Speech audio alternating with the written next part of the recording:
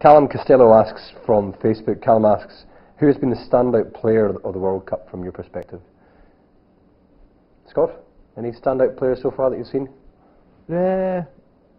Not really. I think you're here and everyone's talking about them. The All Blacks have been really good, and there's so many of them get so much press and so much attention. But I've not seen anyone that's been sort of outstanding individually. There's been a lot of good team performances. I think the first round, I think a lot of the lesser nations really sort of ran the supposed bigger nations really close. And those guys, they've had some really good individual performances from what we've watched. But no one I don't think's grabbed any massive headlines apart from your kind of obvious AB guys. But nothing. Joe, for you, anyone that really sort of sparked you? Yeah, well, just I guess the obvious ones. I think that Dan Carter's been outstanding. Sonny Bill seems to get a bit of press across here. Yeah, he probably I think causes massive debate within New Zealand rugby. Like, I don't think we realised how much he sort of splits or divides opinion on should he be involved and shouldn't he. But he's without doubt a special talent, and you can understand why he's talked about so much. Yeah. It's interesting you talk about the press over here, and it is really wall-to-wall rugby, and you sort of get the impression that even now with the World Cup, it would still be wall-to-wall rugby, and the players are under huge scrutiny. Is that something you're quite happy to avoid now and again back in the UK?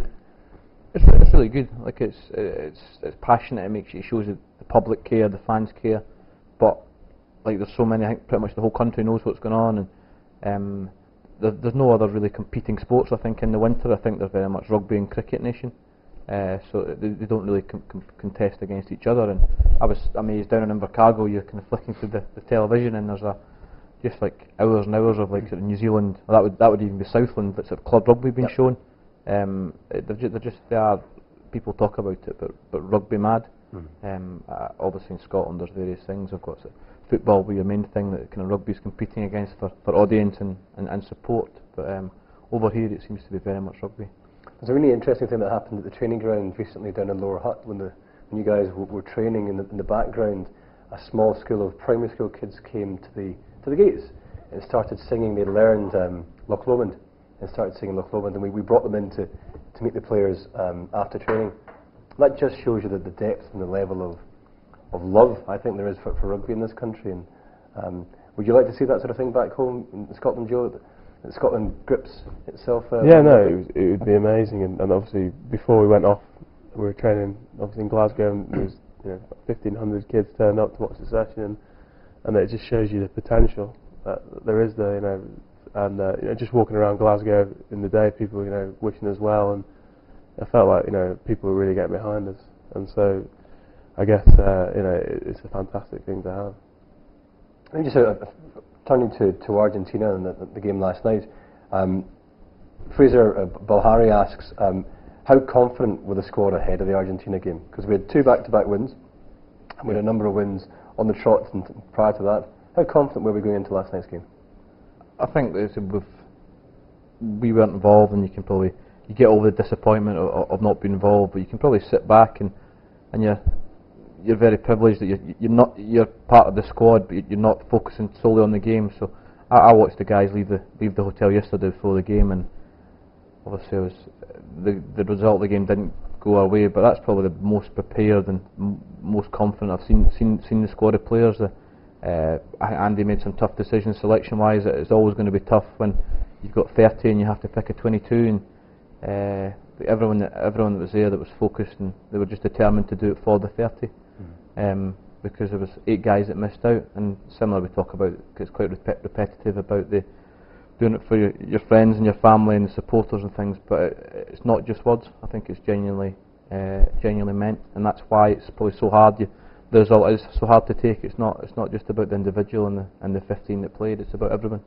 It's a tough game to watch, Joe, from the stands. You sort of feel pretty helpless. You can see what's happening out there on the pitch, but you can't quite get involved. But you're completely linked to it. Tough last 5 minutes. I think until then, I think we all felt. I think we talk about confidence and things like it's a tough game, and the conditions were obviously terrible, but we were in control of the game, and that was the thing. We were playing with real confidence. Like we were, even despite the weather, determined to play, and we really tried to go and win the game. We didn't sit back and see what would happen, and these things happen in sport. It's a crazy 2 or 3 minutes. It can all go against you, but it's the ambition and the ability that we showed on last night was up there to win any Test match. Unfortunately, it didn't happen for us last night. But it's extraordinary sitting here this morning, and it's outside. It's a beautiful morning. It's calm. The sun is out. But just take us back to last night, Joe. Before kick-off, it was a pretty reasonable evening, and then we had to kick off, and the heavens opened, and you see the rain swirling around the stadium. And credit to the lads. They played a lot of rugby for those conditions, and they tied Argentina out. And for large periods of the game, looked in complete control, and I think that's how they trained in the week as a squad. That's how we trained, and there was a real focus there about what we wanted to do, and just a little lapse in concentration for a couple of minutes, and it's cruelly victory snatched away from us, and I guess that, like you say, that's sport in general, and I've been involved in games like that before, unfortunately, but this definitely hurt the most. But I think the guys, credit to them, I think they were outstanding. So yes. A number of questions have come in about the conditions and how challenging it is to play when it's as wet and as windy as that. You guys will have played, of course, growing up in Scotland and these sort of conditions. How difficult is that to play when the wind's swirling in the stadium and the rain's lashing down?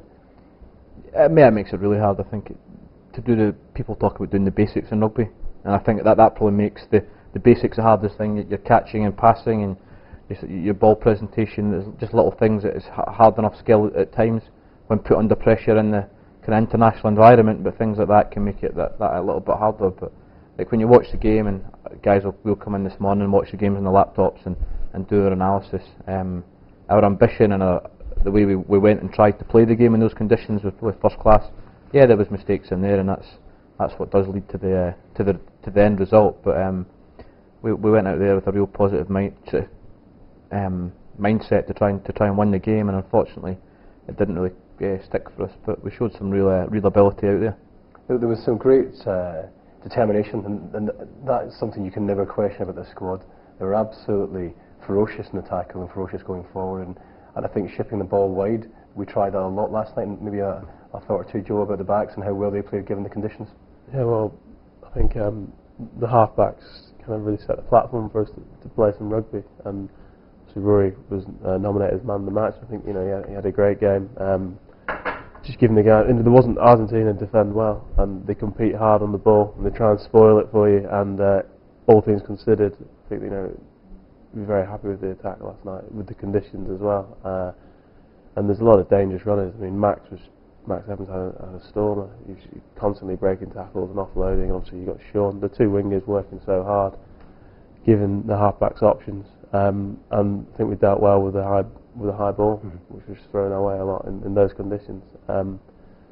So I think overall it was a very positive performance from the guys. And a real gutsy performance is what's been messaged to in Twitter, is that people recognise, and in fact I think the First Minister put out a note this morning saying congratulations to the boys on a really heart-fought game yesterday, and he's got the whole nation supporting you ahead of the England game, and that's what it's about now, isn't it? It's about looking forward to England, and it's about taking on that game and training really hard as a whole 30 squad. Definitely, it'll be a different challenge, team of different strengths. It'll be extremely tough match for us to play in.